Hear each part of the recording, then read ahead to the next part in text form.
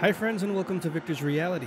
Today I have another Samsung QD-OLED S95B video. Today we'll be taking a look at the smoothness and motion in football, aka soccer.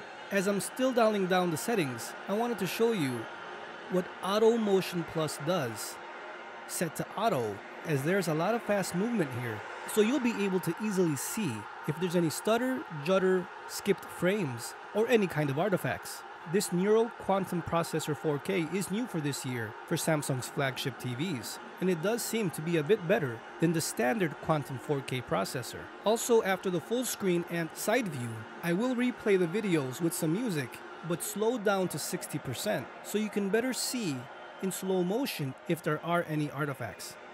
Again friends, I'm here to show you the differences to help you make an awesome buying decision. If you found this video helpful, please leave a like, as it helps the channel tremendously, and consider subscribing if you do want to see more Samsung QD OLED monitors or TVs. Thanks for watching, stay safe out there, and I'll see you guys next time.